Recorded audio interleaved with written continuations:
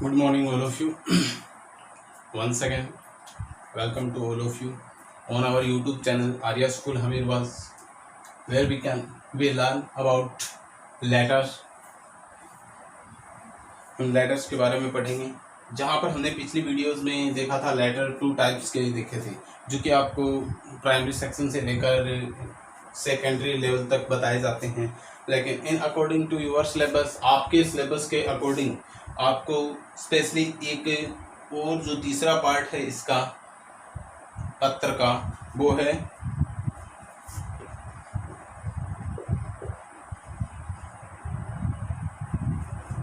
Business letter. क्या है? Business letter, व्यवसायिक पत्र। ये आपके सिलेबस के अकॉर्डिंग है। आपके सिलेबस में स्पेशली दिया गया है बिजनेस लेटर, यानी 3 टाइप्स ऑफ लेटर्स आपको बताए गए हैं। ऑफिशियल लेटर, अनऑफिशियल लेटर, यानी कि औपचारिक और अनौपचारिक पत्र, और तीसरा है ये बिजनेस लेटर। ठीक है, अब हम देखेंगे कि बिजनेस लेटर को लिखने के लिए हमें क्या क्या चीज़ें हमें पता होनी चाहिए, यानी इसका क्या फॉर्मेट होना चाहिए और इसकी विशेषता क्या बातें होनी चाहिए। ठीक है, तो हम सबसे पहले देखेंगे कि हम बिजनेस लेटर लिख किसके लिए सकते हैं।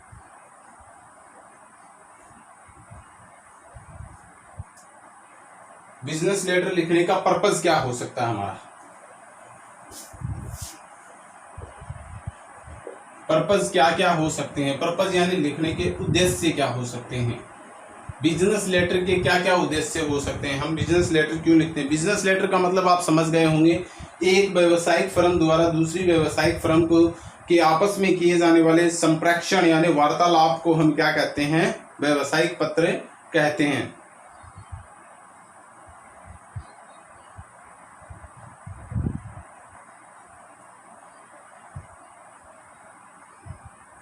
यानी यूं मान लीजिए कि एक ग्राहक द्वारा किसी भी, यानी एक जो ग्राहक होता है उस ग्राहक के द्वारा किसी भी व्यावसायिक फर्म को या किसी बड़ी दुकानदार को या एक व्यवसाय से दूसरे व्यवसाय को या एक व्यवसाय द्वारा दूसरी बड़ी व्यावसायिक फर्म को जो पत्र लिखे जाते हैं, जिनमें कोई कई प्रकार की इंक्वायरीज होती हैं, यानी कई प्रकार की इंफॉर्मेशंस लेनी होती है, कई प्रकार की शिकायतें करनी होती हैं या सामान के लिए ऑर्डर करना होता है, इन सभी के लिए जो पत्राचार होता है उसको क्या कहते हैं? बिजनेस लेटर कहते हैं। ठीक है, बिजनेस लेटर का पर्पस क्या होता है? किस किस पर्पस से लिख सकते हैं? सबसे पहले हम लिख सकते हैं, पहली बात तो ये है कि कोई नई अगर बिजनेस फर्म खोल रहा है तो वो क्या सोचेगा? पहले इंक्वायरी करेगा। क्या करेगा? इंक्वायरी करेगा। For making inquiries, for making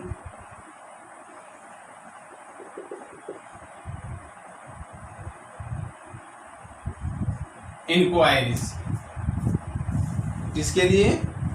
inquiries के लिए।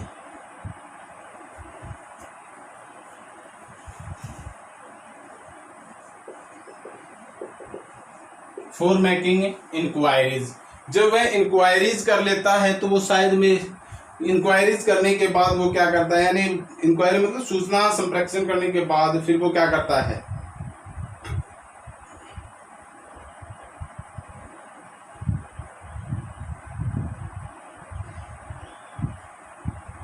या फिर asking for and giving, asking for and giving information,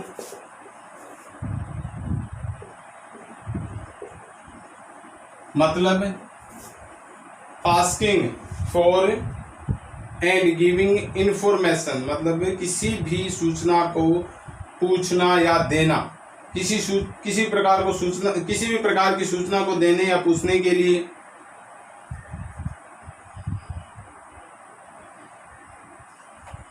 placing order and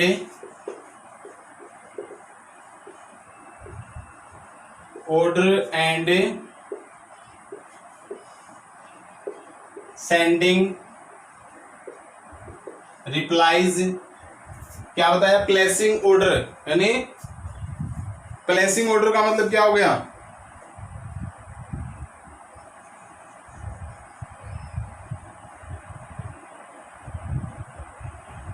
placing order का मतलब हो गया किसी भी सामान का ऑर्डर देना, यानी कोई सामान मंगवाना है या कोई किसी भी प्रकार की जो प्रोडक्ट है वो मंगवाने हैं तो उसके ऑर्डर जो दिए जाते हैं उसको प्लेसिंग ऑर्डर कहते हैं। सेंडिंग रिप्लाईज यानी किसी पत्र का उत्तर देना या जवाब देना, ठीक है।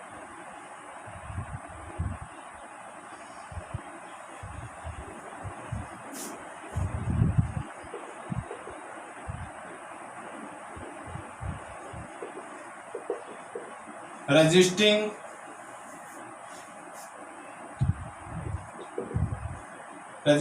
कंप्लेंट्स,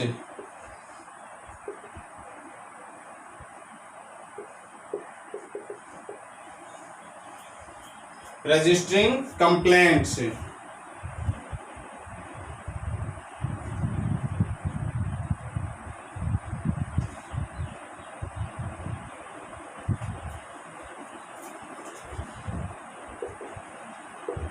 रजिस्टरिंग कंप्लेंट्स यानी कंप्लेंट्स, अपनी शिकायतों को दर्ज करवाना। ये सारे उद्देश्य होते हैं किसके? एक बिजनेस लेटर के, बिजनेस लेटर लिखने के, ठीक है। अब मैं आपको इस फॉर्मेट का इस लेटर, बिजनेस लेटर का एक फॉर्मेट बताऊंगा, ठीक है। वो फॉर्मेट किस प्रकार से होना चाहिए, उसमें क्या क्या लिखा जाना चाहिए। तो मेरे ख्याल से आपको ये उद्देश्य, इसके पर्पज समझ में आ गए होंगे। यानी कोई भी इंक्वायरी लेने के लिए, किसी भी प्रकार की सूचना को भेजने या पूछने के लिए, ऑर्डर देने के लिए, रिप्लाई यानी उत्तर देने के लिए, और कंप्लेंट यानी शिकायत दर्ज करवाने के लिए हम एक व्यावसायिक पत्र लिखते हैं। Is that clear? I think आप लोगों को समझ में आ रहा है। अब हम सबसे पहले देखेंगे कि हम format of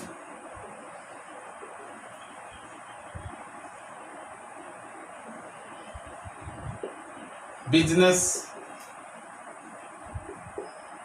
letter, format of business letter, एक व्यावसायिक पत्र का फॉर्मेट या प्रारूप किस प्रकार से होना चाहिए, ठीक है, वो बताता हूं मैं आपको।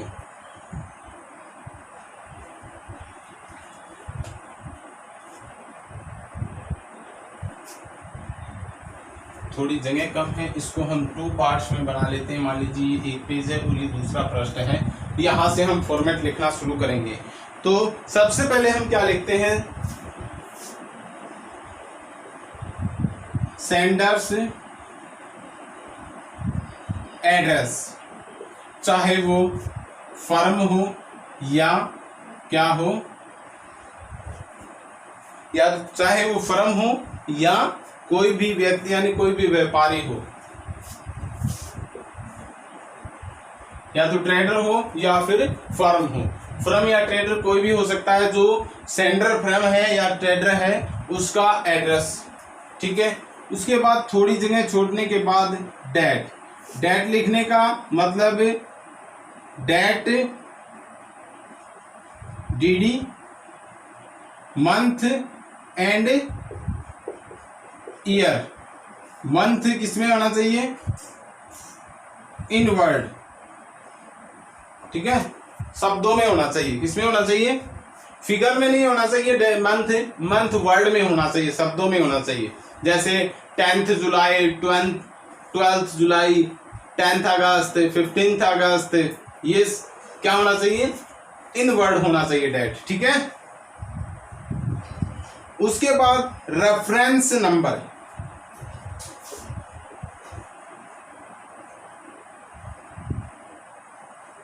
Reference number if any.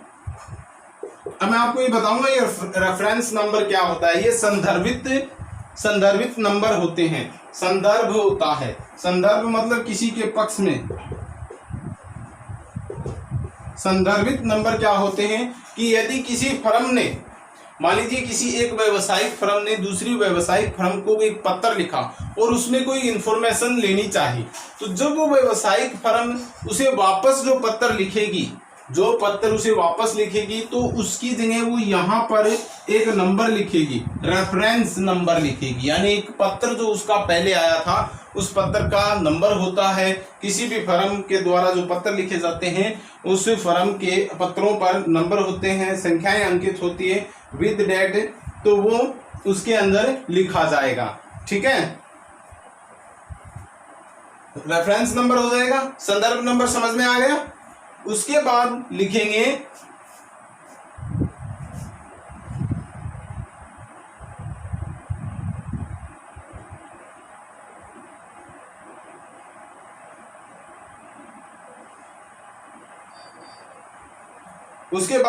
Designation या फिर नेम एंड एड्रेस।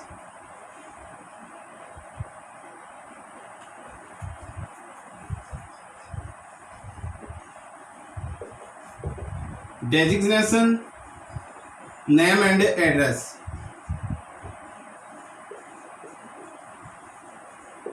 मतलब यहां पर क्या लिखा जाएगा, जो रिसीवर होता है या जिस फर्म को हम भेजते हैं उस फर्म का क्या होता है, नाम और एड्रेस होता है।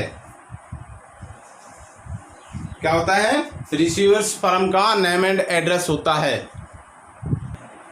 क्या होता है भाई, जैसे डेजिग्नेशन लिखा है, डेजिग्नेशन यानी उसका पद, यानी जिस पद पे वहां पर जिस फर्म में जो जिस पद पे व्यक्ति है उसको जब हम लिख रहे हैं और उसका नेम या एड्रेस लिखना होता है। ठीक है, वो डेजिग्नेशन या फिर नेम एंड एड्रेस हो जाता है जिस फर्म को लिखते हैं। ठीक है, उसके बाद क्या होता है,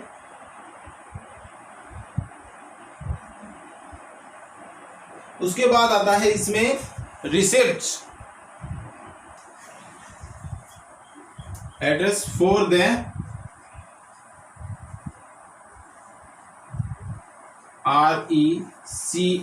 RECIPIENT, रेसिपिएंट, मतलब जो प्राप्त करता होता है उसका पद, नाम और उसका पता। यहाँ पे क्या होता है, for the designation, name and address for the recipient, यानी जो प्राप्त करता होता है उसका नाम, उसका पद या उसका नाम और पता इस पर क्या किया जाता है, अंकित किया जाता है या लिखा जाता है। ठीक है, इतना समझ में आया कि बिजनेस लेटर में हमें क्या क्या करना होता है।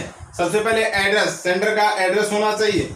ठीक है, उसके बाद डेट में मंथ है वो इन वर्ड होना चाहिए, नोट इन फिगर में नहीं होना चाहिए, वर्ड में होना चाहिए। रेफरेंस नंबर यदि कोई दिए गए हो तो, और उसके बाद डेजिग्नेशन यानी पद, name and address for the recipient, यानी जो प्राप्त करता होता है उसका नाम और पता या फिर उसका पद निर्धारित किया जाता है, पद या नाम, और उसके बाद उसका पता लिखा जाता है।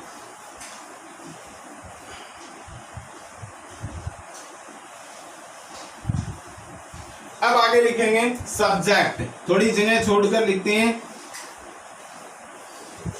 सब्जेक्ट।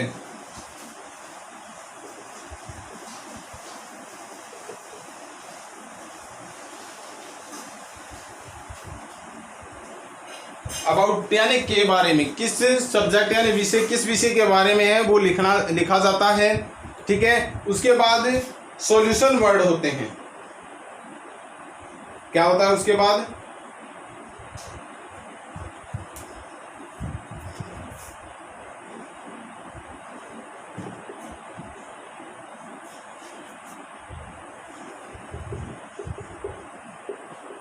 सॉल्यूशन वर्ड, उसमें हम डियर सर लिख सकते हैं।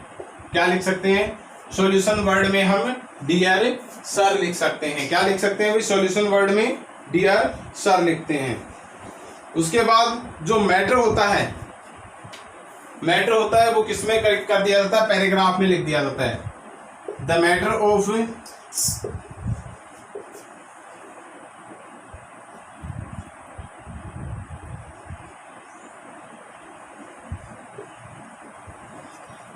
ऑफ letter divided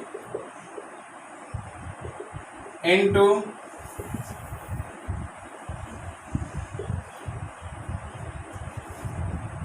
पैराग्राफ, किसमें डिवाइड कर दिया जाता है, जो भी मैटर होता है, लेटर का जो भी मैटर होता है वो किसमें, पैराग्राफ्स में डिवाइड कर दिया जाता है, पैराग्राफ में वर्णित कर दिया जाता है।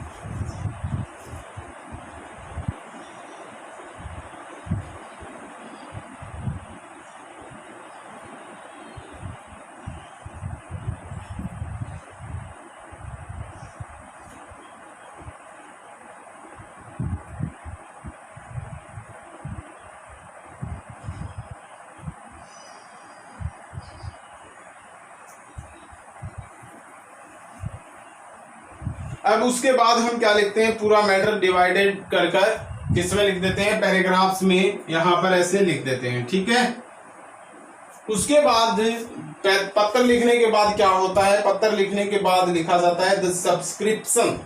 क्या लिखा जाता है, सब्सक्रिप्शन।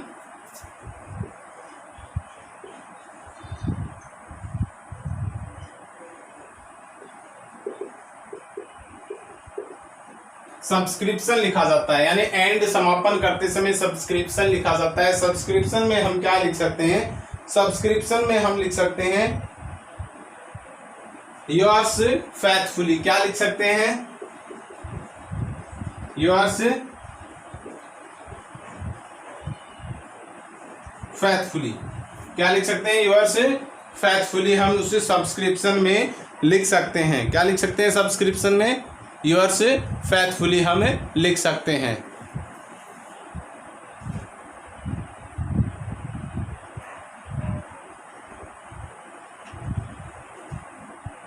योर्स फेथफुली लिखकर आगे हमें क्या करना होता है,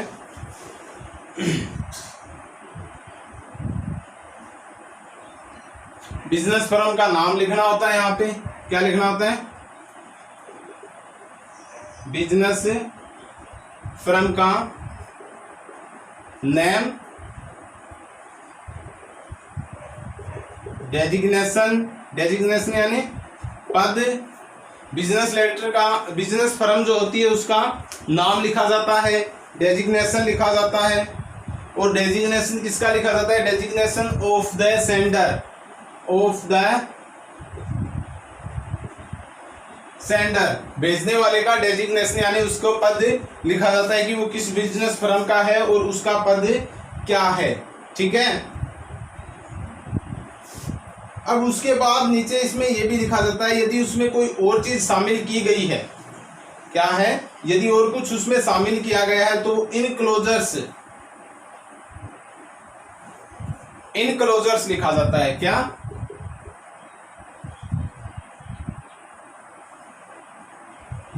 enclosures if, enclosures if any, यदि कुछ इनक्लोजिंग किया गया हो तो वो इनक्लोजर्स लिखा जाता है। यानी कोई बिल इनक्लोज किया गया है, साथ में जोड़ा गया है, या कोई उनका पत्र था उसको वापस सेंड किया गया है।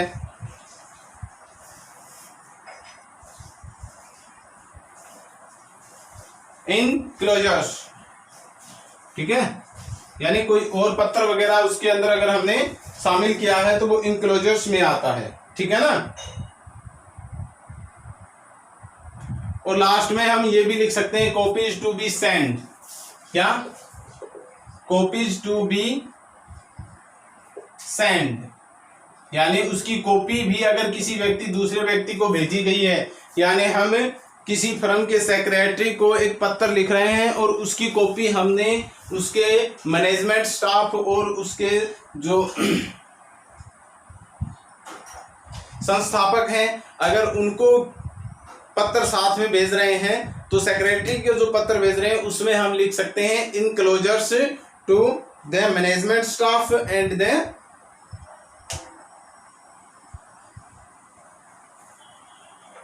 मैनेजमेंट स्टाफ के लिए हम लिख सकते हैं या उसके संस्थापक के लिए लिख सकते हैं।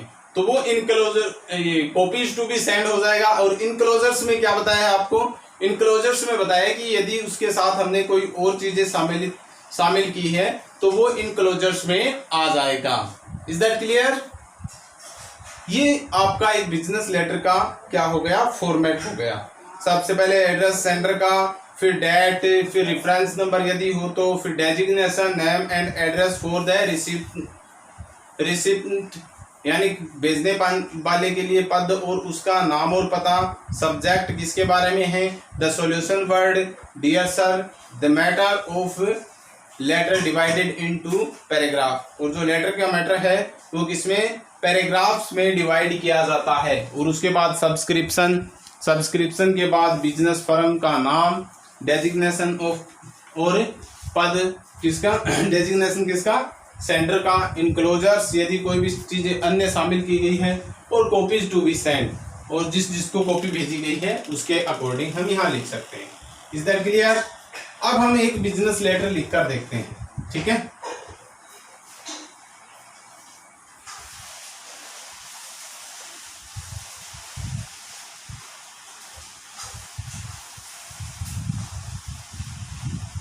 एक बिजनेस लेटर लिख कर देखते हैं। बिजनेस लेटर में हमें किस प्रकार से लिखना है बिजनेस लेटर, और क्या होना चाहिए बिजनेस लेटर के अंदर।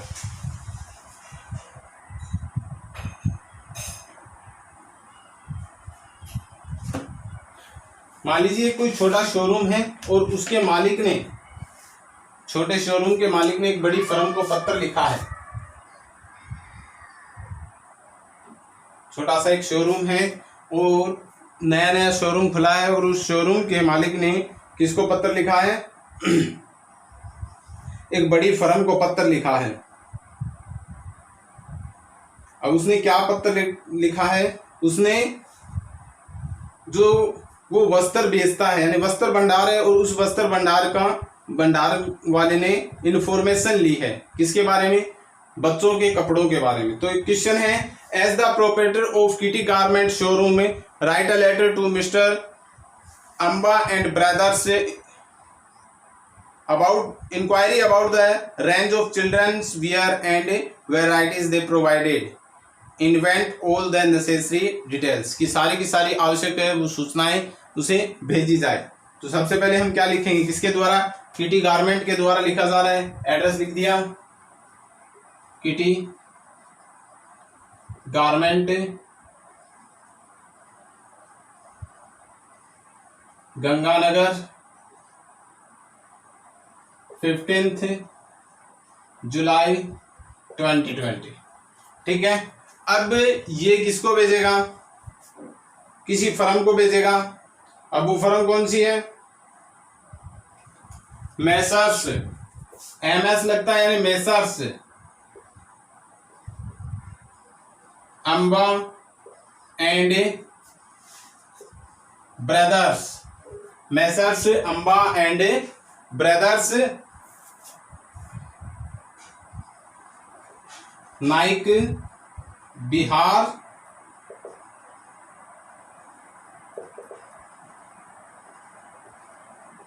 न्यू दिल्ली। ठीक है। Amba and brothers Naik Bihar firm जो कि न्यू दिल्ली में है, उसको एक पत्र भेजा है। और किसके लिए?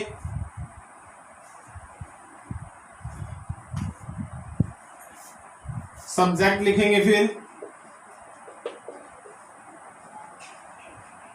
अबाउट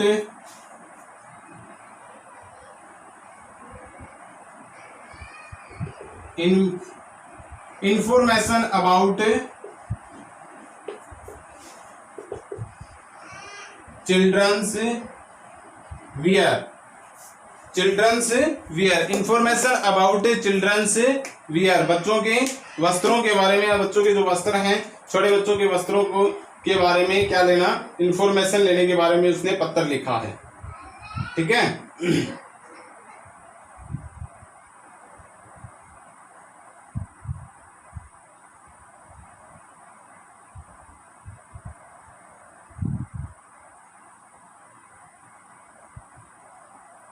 अब उसके बाद solution word, sir we have opened a new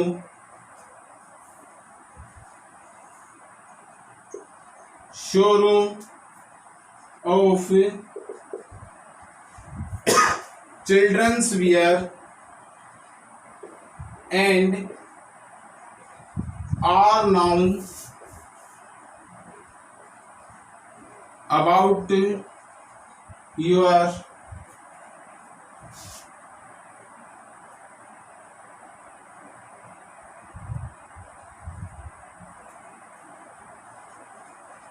glory of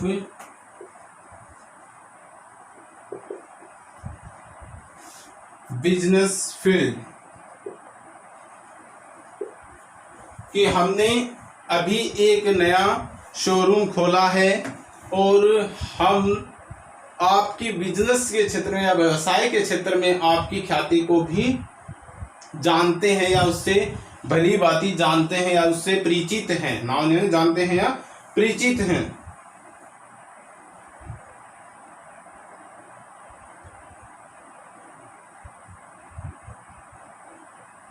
अब हम आगे क्या लिखेंगे कि हम भी आपके साथ क्या करना चाहते हैं, संपर्क स्थापित करना चाहते हैं।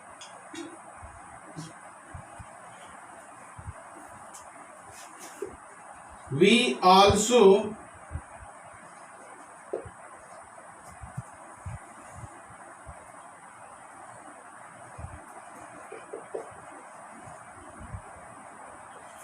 associated with you and flourish in this field. Flourish in this field कि हम इस क्षेत्र में आपके साथ फ्लोरिश यानी तरक्की करना चाहते हैं।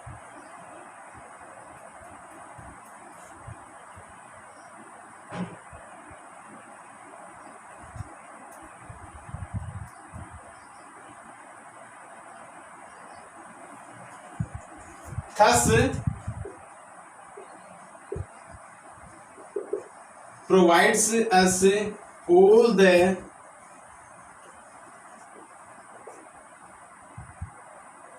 details about range of children's wear। इस कारण तथापि आप हमें पूरी की पूरी अबाउट द डिटेल्स यानी पूरी की पूरी डिटेल किसके बारे में, range of children wears.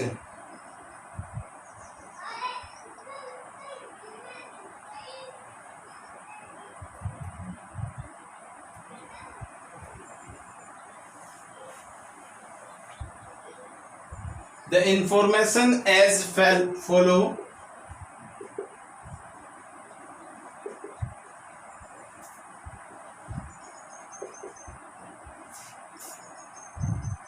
Follow all these topics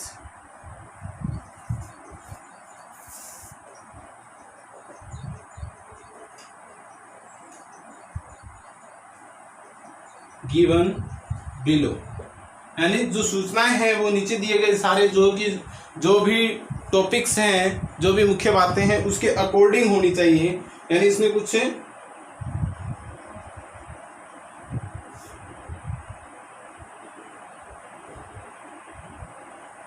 सबसे पहले एक नया बिजनेस शुरू करते हैं तो उसके लिए क्या क्या चीजें आवश्यक होती हैं।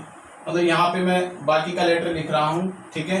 क्या क्या पूछ रहा है ये कि जो इसमें लिखा है इसने कि this thus provides all the details about range of children's wear the information as follow all these topics given below. की नीचे दिए गए जितने भी टॉपिक्स हैं उसके बारे में मुझे आप पूरी की पूरी क्या बताएं,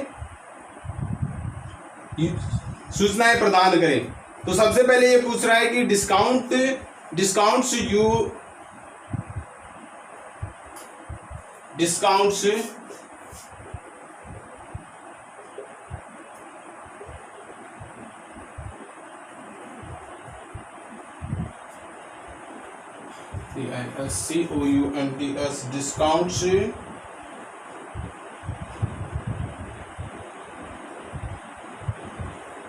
discounts you offer on a new business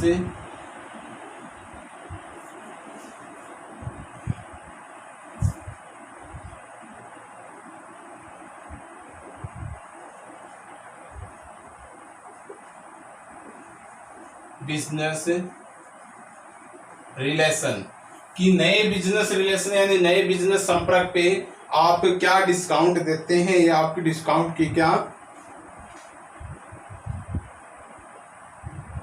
offers हैं वो बताएं।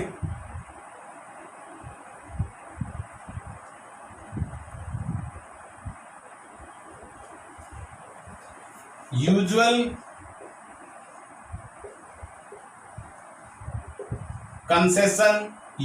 कंसेशन यानी छूट, सामान्य छूट क्या होती है या सामान्य छूट आप क्या प्रदान करते हो, वो यूजुअल कंसेशन के अंदर आ जाता है। Mode of payments and transports, mode of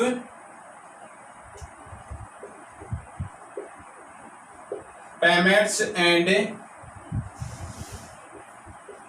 transport, payment और ट्रांसपोर्ट का क्या मूड होगा, यानी कैसी स्थिति होगी।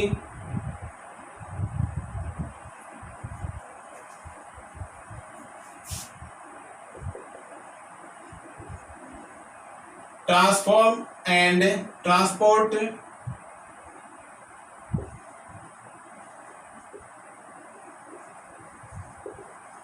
Delivery charges, transport and delivery charges क्या होंगे।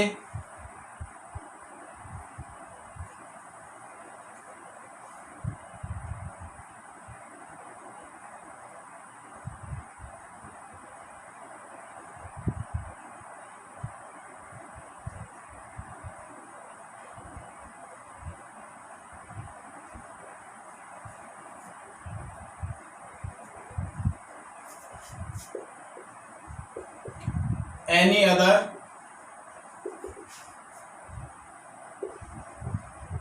relevant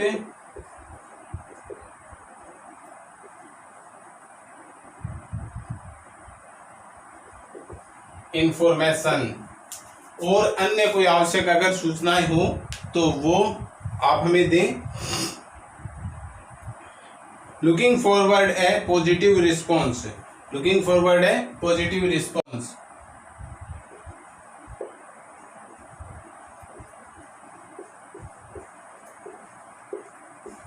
पॉजिटिव रिस्पॉन्स, आपके एक सकारात्मक जवाब का इंतजार रहेगा। योर्स फैथफुली, नीचे लिख देंगे, क्या लिख देंगे, subscriptions yours फैथफुली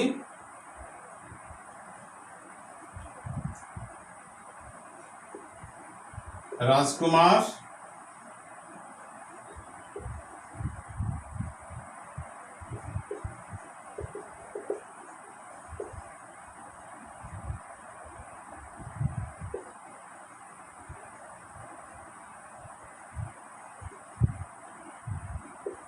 owner of Kitty garment, owner of Kitty garment. ये हो गया आपका एक बिजनेस लेटर। इस प्रकार से आपको एक बिजनेस लेटर लिखना है। आई थिंक आप लोगों को ये इतना बिल्कुल ठीक से समझ में आया होगा।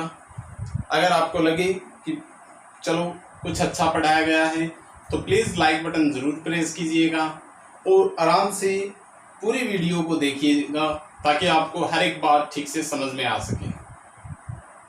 मैंने आपको हर एक छोटी से छोटी बात भी बिजनेस लेटर से रिलेटेड बताई है और बिजनेस लेटर आपको लिखकर भी दिखाया है। तो जो कुछ भी आपको बताया गया है उसको ठीक से आप पढ़िएगा और बने रहिए हमारी YouTube channel Arya school Hamirwad से। Thanking for watching our videos. Good bye all of you. Have a nice day.